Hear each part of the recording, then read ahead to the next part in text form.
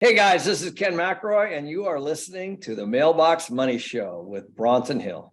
All right, so welcome to the Mailbox Money Show. What does it look like to raise over $50 million in 8 weeks as a mom of young kids and to have almost $1 billion in assets? How does somebody do that? How do they multitask or at least get things moving in a way to do that? Well, Veena Jetti, my guest today and friend, is here, and she has just done just that. She is an exceptional storyteller, got tons of experience, and just the ways that she's connected with individuals and helped them to create financial freedom has been awesome. So, Veena, welcome. How are you today? Hi, thank you so much for having me. I'm great. I'm so excited to chat with you today. Me too. I think when we chat, we realize like we have so much to talk about, right? We know a lot of similar people and brainstorming on business stuff. There's like always, and that's what's amazing, I think, about doing this.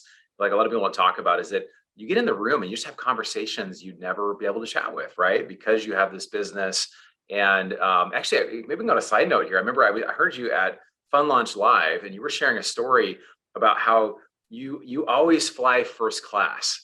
And can you share like why you always fly first class and kind of what some things that have happened because of that, right? Yeah. Well, I'm really bougie, so there's that. And then Of course. it was just made for the first class life, I think. No, but it started as more of a practical business purpose. So I started buying first class tickets because I realized this is a great way to raise capital because you're like, what, 2 hours, 3 hours, you have a captive audience. Like, where can they actually go? Literally nowhere. Oh no, I'm sitting next to Veena Jetti. She's going to Oh talk my to me God. for hours. I am positive that airlines hate me because I like disturb the passenger next to me. I'm like, I'm that person too that's like, excuse me, can you like take off your headphones? Like, you got too comfortable too quick. I'm going to need to take those off so we can chat on this flight. But no, I met so many interesting people. I met people that are like my friends today. Like, I still see them. And I met them all on a plane.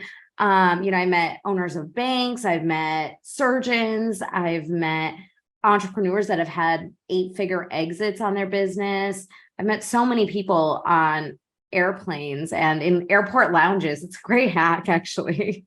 Yeah. No, you're sharing. You go to the Centurion Lounge. I also go to at times. But you're sharing the story about like you're talking about what you do. Hey, I'm Veena Jetti. This is what I do, and we do multifamily investing and financial freedom. And this guy's like, hey, well, I'm a surgeon. I've got like 40 surgeons in my practice. Would you come? Like, would you, Gina? Would you come and share with our physicians? And like, you're like, I don't know. I'm not sure. Let me think Let about me this. think about this. Yeah, no, I mean, and that only happened because I talked to the person sitting next to me on a plane. Yeah. So the reason I like first class is because one, it's like there's not that many people there. And then I don't know about you, but I think travel's gotten really expensive since COVID, right? Like Yeah. it didn't used to be that expensive, No, right? it's got more expensive for sure. Yeah. That's what I thought. I was like, maybe I'm going crazy. But if you think about it, the people who are flying in first class are either have status because they're flying a lot, or more likely than not, they bought a first class ticket, which is a lot of times like triple the cost of an economy ticket. Right. But it's so productive if you use it in the right way. And so I think, and I also too, there's the other benefits, right? Like the intangible benefits, not just being able to connect with other like-minded and successful people next to you, but there's also, you get on the plane faster. I can open my computer faster. Because I work on the flight, right? I'm not just sitting. Right. I get off the plane faster. It's less time waiting. I don't have to wait as long to board the flight. So it's less dead space too in Right. your travel day as well. Yeah. Yeah, it's really interesting. I kind of grew up very middle class, and we just kind of would go to garage sales and thrift stores, and I've had to kind of change my mindset where it's Mhm. like a lot of times the more you pay for an event or for a service or something, there's just different people in the room, and so that's something I think that's really applicable to for those that are listening or watching that are passive investors. A lot of times I don't know. It's just I've had a lot of passive investors ask me, well, what would I get about like going to this conference or going to hear someone speak? We're doing an event in LA in October, and like somebody's like, oh, I'd love to go, but I don't know, will I get a lot out of it? I'm like, well, as a passive investor, just getting around other passive investors is really valuable because you'll get so much information. You can maybe share deals, you can share feedback, and really, as a passive investor, that's really a peer. Like you'll find other people that are really not trying to sell you anything versus people like you and I, like we operate, so we're always going to be a little biased towards what we do. But if you have other Yeah. passive investors, they're just going to be, this is what's worked for me. This is how this group has been. I think that's really valuable. Do you? passive investors that you work with, a lot of them kind of stay to themselves, or do a lot of them do a lot of networking? Like, how's that element work, I guess, within investing, would you say?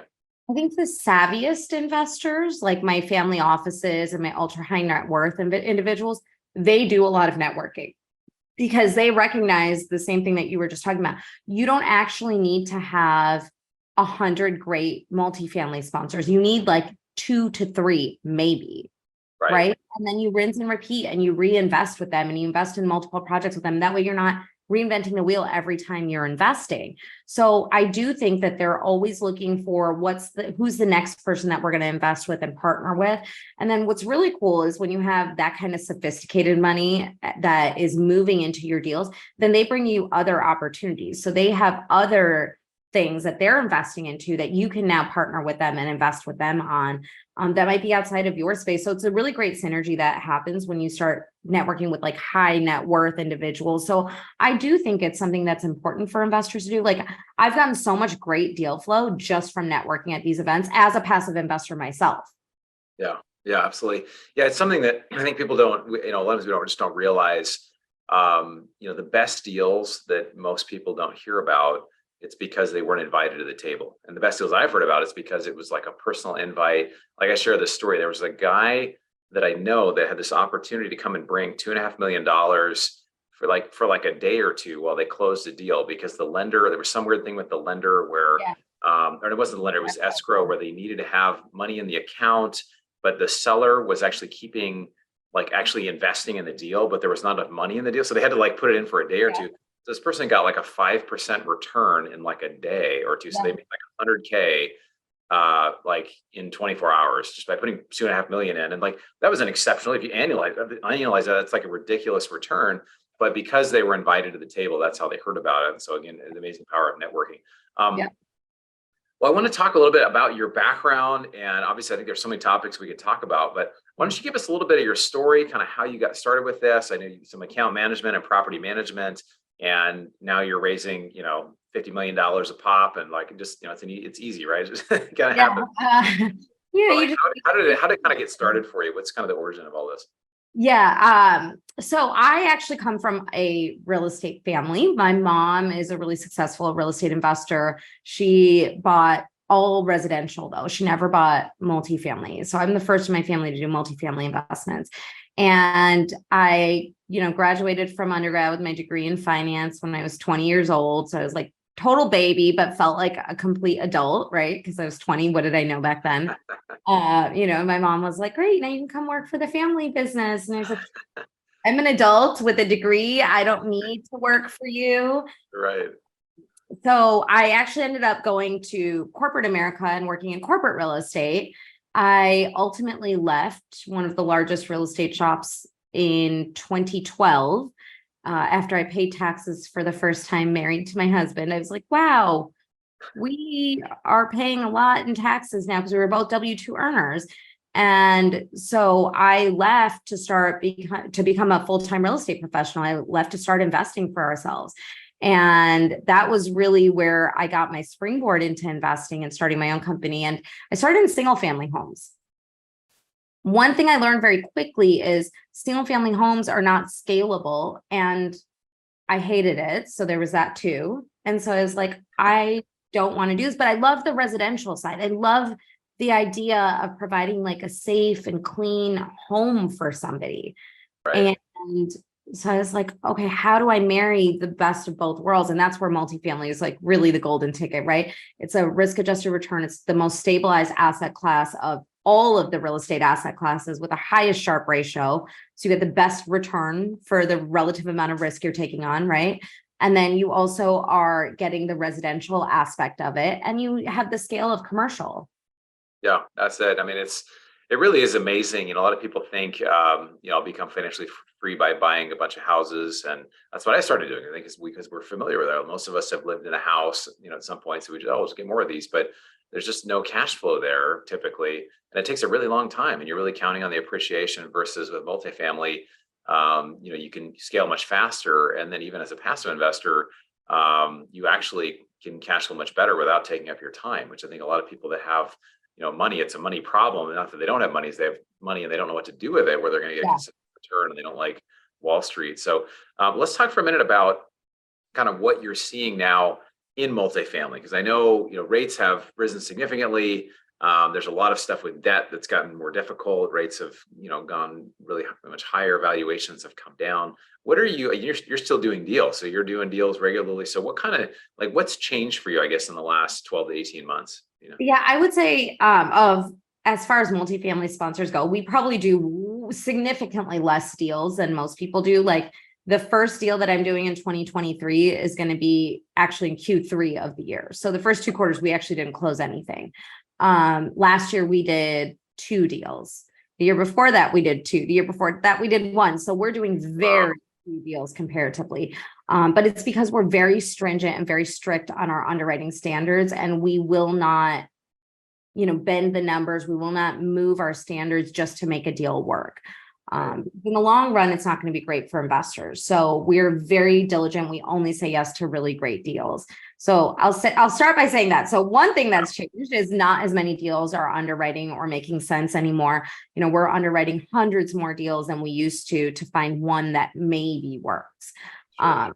So that's 1. 2, I think this is, like you said, this is a debt game right now. 12, 18 months ago, it was not as big of an issue to be in a deal that had adjustable rate debt with some kind of a rate cap. But today it's much more difficult to find deals that underwrite like that. The deal that we're buying right now, we're actually assuming debt, which had 12 years of a fixed term left on it at a sub-3 interest rate and 7 years of IO. It's like insane. And it's in one of the best markets in the country. And so it's like, okay, if you can buy a deal which has 7 years of interest only under 3% and a 12-year term left, you can basically buy it and just wait for the market to catch up to you and be fine. Obviously, that's not our business plan, but practically speaking, that is what's going to happen here. Yeah, exactly. No, that's really amazing. Yeah, you can.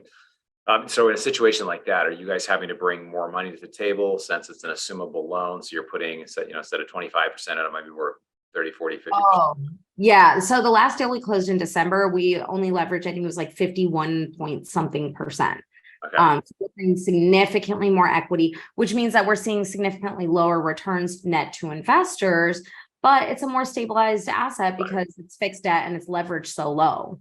Yeah, that's amazing. And there's also an option there too. Let's say, in 5 years, things turn around. You also can sell it. You can even sell it again, like this asset you have that's got 12 years on the loan. And there's also an attractive, hey, we've got 3% debt, which we may never see again. I mean, people have been saying that the debt we've had or the interest rates, they've studied debt for the last 5,000 years, and it's like a 5,000-year low that we had on debt. So it's crazy. So we may never see that again.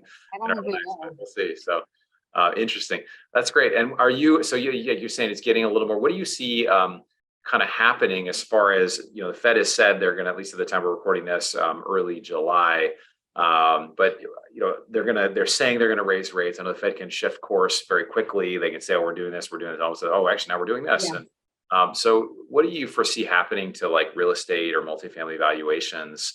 I guess if rates continue to rise, do you see valuations coming down? Do you see that the Fed will have to reverse course due to a crisis? What are some options kind of that you could see happening? Yeah, so I do think that there's a 60 to 70% correlation between interest rates rising and cap rate expansion. So we've already seen values kind of coming down a little bit because of cap rate expansion.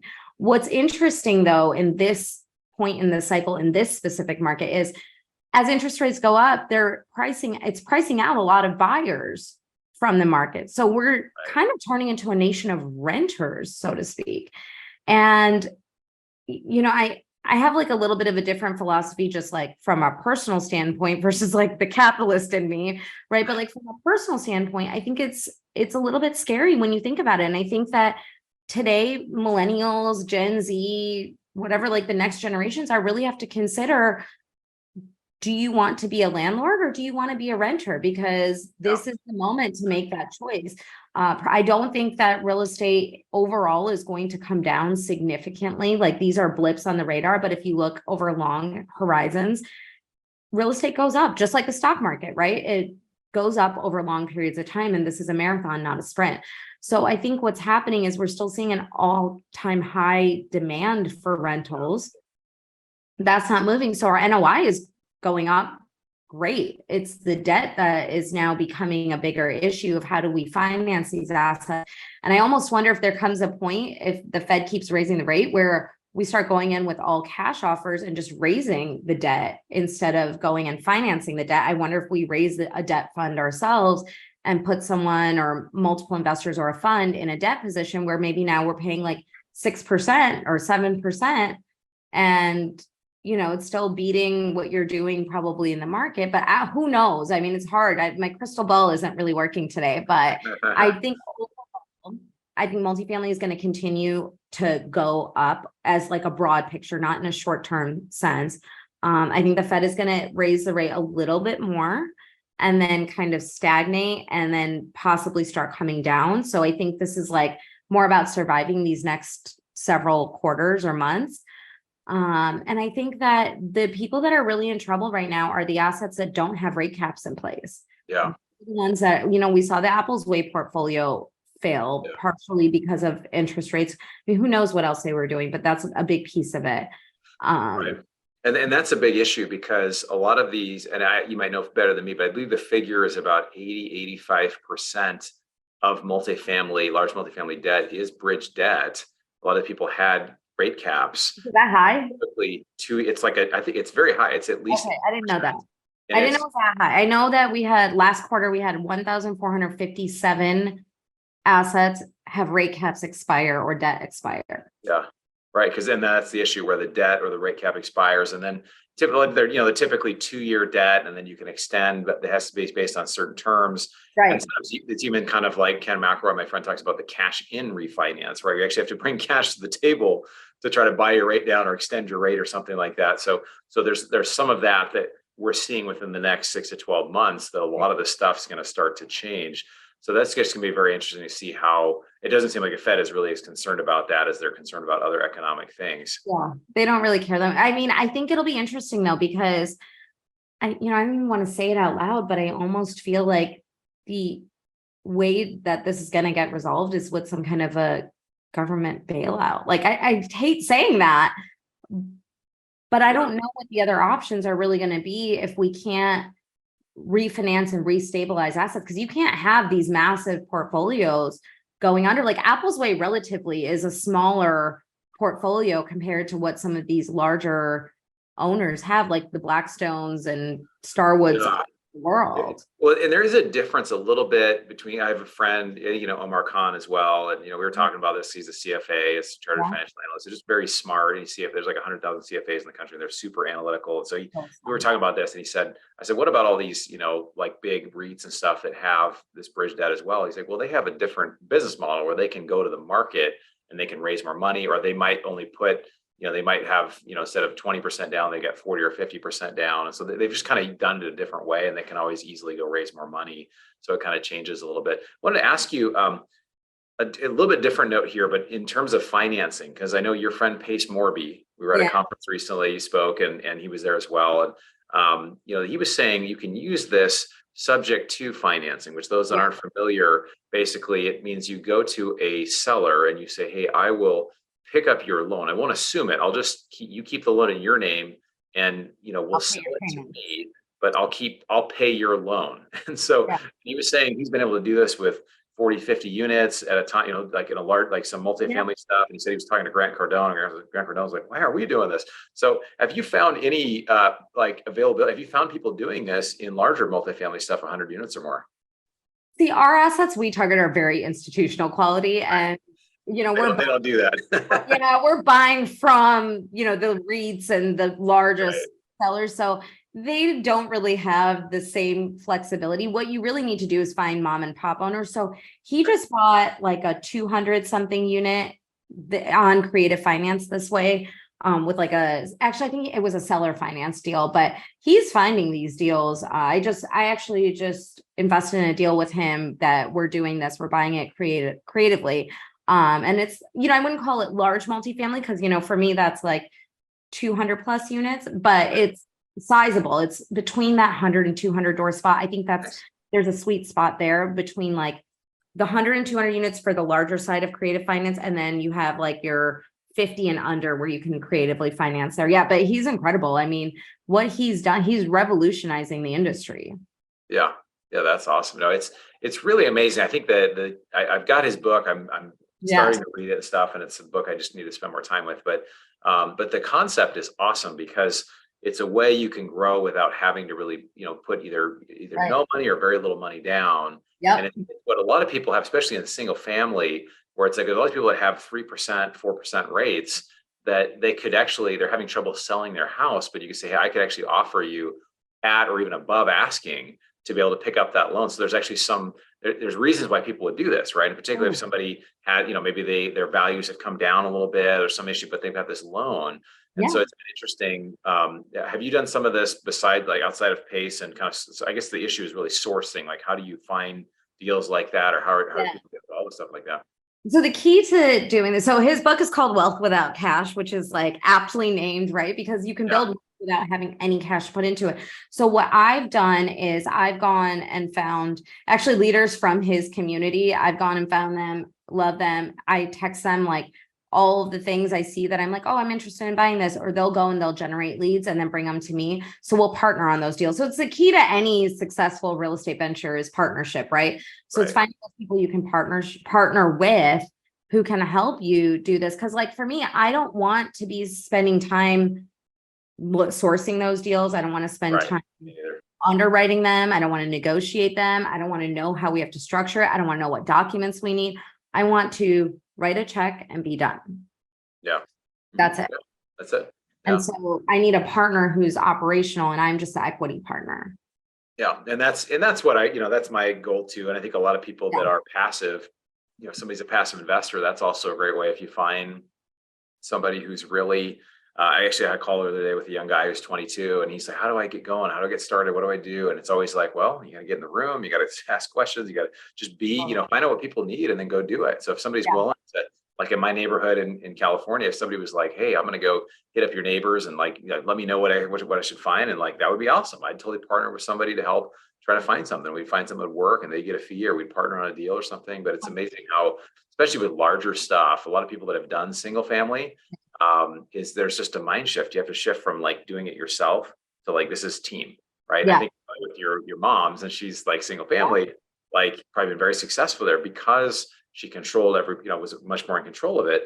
But with multifamily, like you have to just really develop a good team. So what are some things like, kind of, I guess we got a few more minutes, but like when you're looking for partners, you're looking for deal partners, or you're looking for partners to bring you deals, like what are things that you look for that are like character or similar values, things that you look for?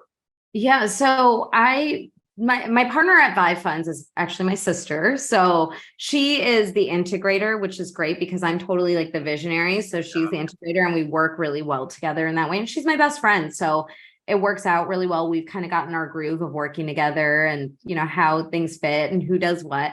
So that one was kind of like a freebie, easy one, right? Like we're born in the same family. We share the same values, done. But then we JV partner with Ellie Perlman from Blue Lake Capital. Yeah. She is just incredible. She is easily one of the smartest people I know. Yeah. I always tell people, I'm like, I'm actually the smarter of the two partners because I found people that are way smarter than me. And then I figured out how to like trick them into partnering with me and let me be part of their deals. And that's easily what I did with Ellie. It puts me back on top as being the smarter one, right? Because she's definitely like at a baseline much smarter than me. So, her strengths are my weaknesses and vice versa. And there's a lot of synergy, but what really works well with her is one, she has a lot of integrity. And that's something that's really important to me. For us, both of us, every single decision we make is like, how does it affect our passive investor? That's all we care about all the time. Even if it's something that is not as great for us as like the general partners on the deal, that's okay because we both look with an eye to like long-term relationships and longevity and building something bigger than either one of us. So that's like the first thing hands down that I look for in a partner. The second thing I look for is someone who brings value to the table, leads with value. So having people that, even if they're maybe not as far along as I am or haven't done as much, that they are constantly bettering themselves and putting in the time and effort. When someone becomes transactional, I immediately in my gut, I know this is not the right person. So if you're so focused on like, what are the dollars that I'm going to make? How much money am I going to make? Am I going to get paid this much? Or if their ego gets in the way where it's like, oh, am I going to get named as the manager of this or what, whatever it is, right? Like, am I going to get recognition? Are you going to put me out here on this? Why didn't you name me in the press release? All that stuff, that tells me that they're in it for different reasons than I am, because I care way more about the relationship and our passive investors than any other thing, right? Like, you can call me the janitor on a deal. As long as my investors are protected and they're making money, I'm good. And so I think it's just having someone that shares that mindset so strongly and so innately that makes us a very strong team together. And it's, when you're putting your investors first and you're putting the deal first, it's really easy to find solutions to problems that arise. Because sometimes she'll think one thing and I'll think another thing. And we're like, okay, which one is the right one? And it's like, there are many roads that lead to Rome here. It's just which one are we going to take? But the destination is always the same for both of us. And that makes a world of difference when you're working with partners. Yeah, you mentioned a couple of things. You mentioned integrity, really putting investors first, and then really, it doesn't matter who gets the credit, but really those that are really a team player. And it's less about, hey, how does it look? Or it's, hey, you did this for me and I do this here. And I used to think we all kind of had the same, I'm a pretty trusting person. So I used to feel like, well, same values and everything, but like I realized like we really don't. And that's why it's so important to really listen to what people are saying. Even with limited partners, we had some that invested with us, and then somebody was upset about something, and they had a legitimate point what they were sharing. It was about a detail that we some of the reporting. Okay, this should be like, okay, I got it, but like their manner of expressing this was not good. It made me really think, if we're ever going to do a deal, and this person's in multiple deals, but if we do another deal, we're going to have a pretty long conversation about that like, this is not how we operate, right? This is the way we treat each other with respect, and it works both ways. And I think that's the thing that when you're just starting out, you're like, oh, you're just thankful anybody's going to give you money. Anybody's giving you money. Yeah, that's so true. But later, you have to like be willing to fire people. Like, hey, I just don't think we're a good fit. Good luck elsewhere, kind of thing, because life's just too short. And it's just those people can be so draining, and the partners can be harmful too. Yeah, we actually have a blacklist of investors. Like we don't allow them to invest, but not because they're not good people or anything like that, but they're just not the right fit for our values and our company. And what I've found too, a lot of times when these investors get so nitty gritty and like hyper focused on like one thing, despite you trying to service them, what it is they're anxious. They have anxiety about this investment. And I don't want anybody's last dollar. I just don't. I don't want that headache. I don't want you to have that headache. It's not worth it. Go put it in a money market or a CD or a savings account, whatever, something that's not my deal, right? But what I found is they're so anxious about losing this money that counterintuitively, they are reaching out, right? And they're asking like every single little question that pops up in the middle of their head in the middle of the night. They'll be thinking about it. And then they'll ask me, and then I'll get them an answer. I will respond.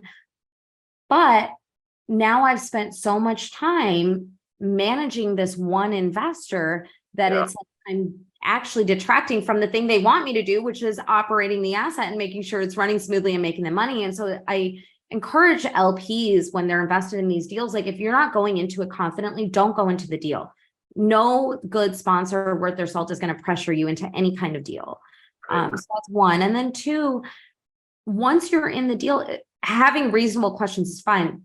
Sending 100 questions in the span of a week is probably overkill for what's happening, and things change day to day. So you might think it's innocuous asking like, hey, I noticed that the T12 said that the NOI is, whatever, $1 million or whatever. I'm making this up, right? But pro forma, it's supposed to be $1 million and $10,000, right? And we're off by $10,000. And that's a legitimate question to have. But then asking like, okay, well, where are all the line items where there's a variance? Like that's overkill for what we're doing. Especially because like a pro forma is a projection. And we might be under by 10,000 this month. We might be over by 20,000 next month. You don't know all of the levers that move behind the scenes. Like we have entire teams dedicated to managing our assets. Yeah, exactly. I think that's, some people really, it's just not the best fit because we don't have a time to have a call every single week to go through every single number. But some groups and people, they may have a place for that. So that's great. People have hotlines you can call and let's walk through whatever. But awesome. Well, Veena, I just so appreciate. I feel like the time went really fast today. I really appreciate you for all the value you're bringing to the industry, to individuals with your deals and just with your sharing and the stories. Just super helpful on a lot of levels. So really appreciate you. How can people get in touch with you if they want to reach out? So you can join my free Facebook community called Mastering Multifamily with Veena Jetti. I hang out in there a lot, like way more than anybody with a full-time company to run should ever be on Facebook. That is me. And then I'm on social media. So I do like educational content on Instagram and TikTok and Facebook as Veena Jetti, Veenajetti. Awesome, Veena. Well, thanks for being with us today. I really appreciate it. Thank you. Appreciate you. All right, so Veena Jetti's done a lot of stuff, raised a lot of money, a lot of assets here now. A couple of things I really took away from that. Again, we talk about this a lot, but it's really about the value of finding the right partners. And this is so important, whether you're a passive investor or you're active, people that have similar values, a similar approach. You talked about integrity and character, and also just communication, and people that are not transactional. Some people are transactional where it's like, they're always looking, well, if I do this for you, what will you do for me? And I think even when you're a passive investor, it's important to consider how, how people respond to your emails, how they're working, are they really looking at a collaborative way of just going above and beyond? And then also making sure it's a good fit. I think that, like she said about the investor blacklist, sometimes as an operator, we've had certain investors, we've just said, we're just not really the best fit for this person or this group, and maybe we can refer them to somebody else, but they want a higher level of hand-holding, which is fine. It's just sometimes it doesn't work for kind of how we set it up. It might take away from what we're really trying to provide for investors. So really enjoy this interview. Veena's got so much she can talk about. I encourage you to follow all her stuff she's doing a ton of stuff on social media.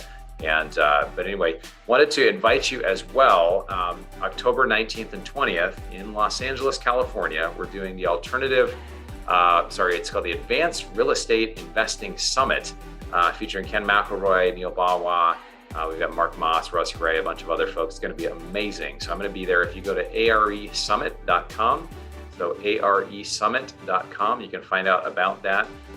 You can use the code SUMMIT20 to save 20%. So we're filling that up. This is a smaller event. It's going to be an awesome time. We have a dinner for the VIPs the night before, and it's an all-day on a Friday event. So hopefully you can make that. We'd love to have you join us on this event, be able to meet you and shake your hand in person. So thanks for taking the time to educate yourself. We'll see you on the next episode of the Mailbox Money Show.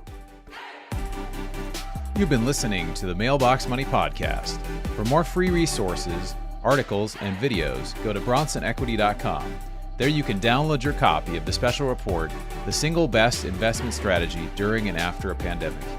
None of the information shared here is an offer to buy a specific investment, and this is for educational purposes only.